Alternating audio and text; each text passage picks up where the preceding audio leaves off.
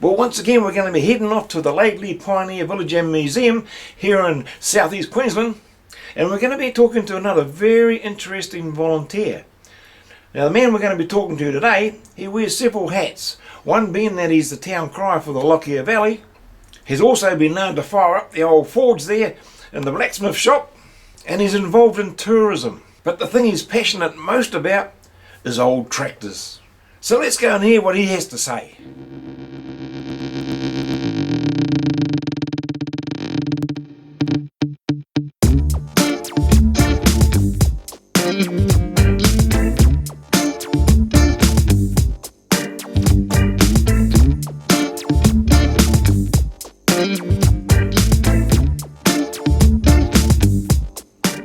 Well, I'm here today with Ron Johnson. So how long have you been here, Ron? About 5 years roughly. I came here as a Centrelink volunteer, and then I did a stint playing blacksmith, been secretary, and currently second vice president on the committee, and also helping out on the planning committee for our 50th anniversary celebrations, which is being held on the 24th of September this year. And so there's a lot of organising going in behind that. So my main interest is I just love the place, like doing tours around the place, and the tractors have got a particular interest to me. Yeah. Now, you were saying there's an interesting story about that little Fergie you got over there in the corner. Yes, this little Ferguson here is a 1950 TED 20. Now, I'll just go back a bit. Harry Ferguson was the first Briton to design, build and fly his own aeroplane, and he invented the Ferguson system. He also built the Fergie tractors, and it was about 517,651 built from 1946 to 1956, the little grey Fergies, and this of course is one of them. The TED designates it's a petrol carro, not a diesel as a lot of people assume. This particular one here, while I was in the office one day, got a phone call from a guy out at Oakey and said, I've got a Fergie tractor here, would you be interested in it for the village? If not, another village would like it. So I said, definitely. So myself and Robert King, our previous past president, went out, picked it up, brought it back here, drove it off the truck and drove it in here. And it's pretty well much as it was given to us. But a little time later I had an email or text from the daughter. Said we'd like to bring Dad down here because the father that owned it, which was Cecil Schrader, was in a nursing home, and his son was looking after it. So the father, Cecil, didn't know that the vehicle was here. So when they came in, walked across, we had the tractor parked just outside, and his daughter said, hey Dad, that looks like your tractor. And of course he got up and saw it was. Yeah. The son got on, drove it round the yard, and then the father was quite stoked, Cecil. Anyway, I got a text message from the daughter that night. She said Dad was absolutely stoked because he just got a new lease on life. He's got a bit of dementia and he's in the nursing home. And turned out previously that he and his wife used to be volunteers, long-time volunteers here at least 30 years ago. And so the tractors virtually came home. So this has been donated to the village and now belongs to the village. Yep. And the idea was to leave it in its original colours and use it on for displays. Now, you were telling me off camera the reason why they were painted grey. Main reason, from what I've been told, was that there was abundance of battleship paint after World War II, and Harry Ferguson was able to get hold of that, and so the Fergies were painted in battleship grey. And so since then, little grey Fergies. And during the time, 46 to 56, Massey Harris Ferguson, a big Canadian company, they bought into them. It became known as Massey Harris Ferguson for some years. Harry Ferguson sold out, and then it became just Massey Ferguson.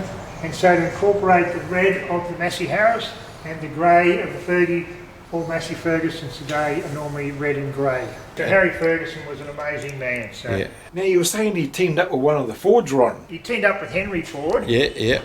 And it was a handshake agreement, and so they started building Ford Fergusons in America. And they were very similar looking tractors. The only main difference was they had a Ford badge on top and a Ferguson badge. Okay. And they used the Ferguson system, of course, which you could mean that you could use the ploughs and it's stopped, you didn't have to have a separate drawn plough.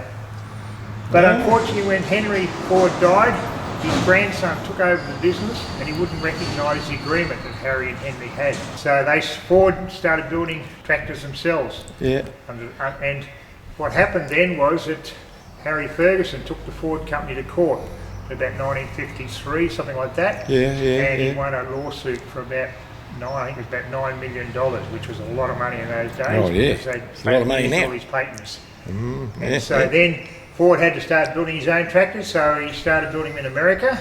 In America they're known as TO, Tractor Overseas. Here in England they were TE. So that tractor now belongs to the museum. We've got another one over there. It was donated by a deceased estate, and that's an FE35. So it's a Ferguson England 35. And initially it was Massey Harris Ferguson, because the old tractor outside there is a Massey Harris. The Massey Harris organisation took over the Ferguson system. They operated as Massey Harris Ferguson for a while, dropped the Harris, and it just became Massey Ferguson to what we know today. And of course the red and the grey represents the Massey and the Ferguson colours. Okay. Well, I love that old wagon over there, Ron. We're just caretaking this for the second Lockyer Light Horse. They got a grant to get this. And our president, Carl Foster, drove down to Glenrowan in Victoria to pick it up. $30,000 for that. It's a replica GS wagon from World War I, and so they want to use it for fundraising and various days they have, and we've already had it on display outside there. So an amazing wagon. So it's just here temporarily until we sort of find a better place for it. Now over here we've got a fair tractor which was donated to us, but this wagon here I find is fascinating. This here made this display board up, and this shows you these photos we found and put these here, how this came to us in bits and pieces, basically on a pallet. The guys put this together. It's a 1910 International Harvester, and from these bits then we stored it to that condition, and it now runs. What I find amazing is the radiator on it, which is a little bit different to the usual stationary engines. You can see the water runs along, runs down the wire mesh, and then of course the air goes through that. Oh, really? The other stationary engines, which we can see up the end there, usually just have like a water box. So pretty amazing. So the stationary engines we use for running windmills, pumps, threshing machines, stationary harvesters, and they were normally put on wheels so you could move them around. So here we have what's known as a charcoal burner or a gas converter, and these were designed after World War II because there was a shortage of fuel. So you put the charcoal in there, it would create a gas which was then transferred up to like a converter at the front, and the vehicle would run on gas. Oh, I see. So that's hooked up to the car. So this particular vehicle is not hooked up, it's been put up for show. This is how it was donated to us to give people an idea. A few people were a bit against the vehicle being here, but for me I think it's a fascinating part of history, and this one here was made in Dalby by the Napier brothers, and this would have been mounted on a truck or a tractor. Okay. And so this was like in Queensland, not that far from here, where this one was built. Oh. And so they even had them on trams in Brisbane at some stage. So there's a whole range of vehicles that operated with the charcoal or gas converters. Yeah, amazing. So so this here, probably you can pick it up to see a bit of an idea. See on this one here, it's on the car, mounted on the back of the car, similar to this. Here's one on the side of a truck. But then if you all else fails, you just put a politician in the back and run on hot air. So, so this came out of a magazine that talks about it. So Okay. So this feed is on loan from one of our long-time members. He's actually a life member, Barry Kolicheski, and Barry was one of the gentlemen here that helped rebuild this machine here. Oh. International harvester. We've got 3 David Browns up here. So here we've got another one of our feature vehicles, the 1927 AJS 500cc Model H9, single cylinder side valve, chain drive, 3-speed gearbox, front and rear drum brakes. At the moment it's not running, but we've got a couple of guys interested in hopefully getting that up and running. This Cropmaster here is a 1948 David Brown Cropmaster, and it's owned and restored by Paul Blake of Pullenvale, and Paul Blake is the son of one of the original founders of the Laidley Pioneer Museum, Village and Museum. This one's the Cropmaster because it's got the double seat there at the back. This particular one, Paul came out one day, chucked a battery in it, drove it outside, give it a wash, drove it back in again. And at the moment he's in the process of restoring a David Brown 3-furrow plough that fits on behind this. So that will be part of that display one day. Okay. So that's on loan from Paul.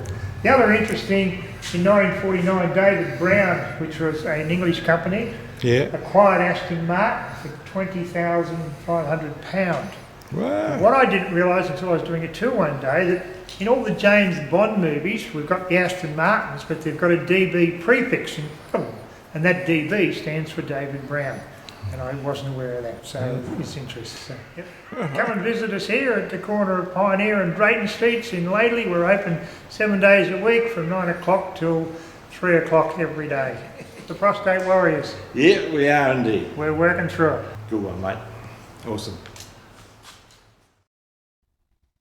Well, today they had 2 busloads of children from one of the schools, and of course then their teachers and carers, and that's Carl the President and Jane the Treasurer, just waving goodbye to them. They spent the morning there and had a really enjoyable time. And Jane and her husband Charlie keep the gardens looking beautiful. And Jane is sort of like the mother figure of the place. She's always got a friendly smile and easy to talk to. Now, if you're wondering what Ron was talking about there, about the Prostate Warriors, about 2.5 years ago now, we were both diagnosed with prostate cancer. And I actually made a video about it, about my journey, and I called it Get It Checked, guys. It's so important to get it checked once you're over 50 years of age. It's only a simple blood test. But anyway, if you're interested, I'll leave a link over here, or over here, somewhere around here anyway. You know, I always enjoy my time visiting the village, and there's so much more to do yet. In fact, even the track this year, we didn't even get like halfway through everything, but you know, time restraints and everything, I got in the best parts, for what I thought were the best parts anyway. Now I've got a pretty good idea of what I'm going to be drawing. It's going to be a tractor, but it's not one that I actually showed in the video today. So it's going to be a little bit of a surprise. All I'll say is that it's not a Massey Ferguson.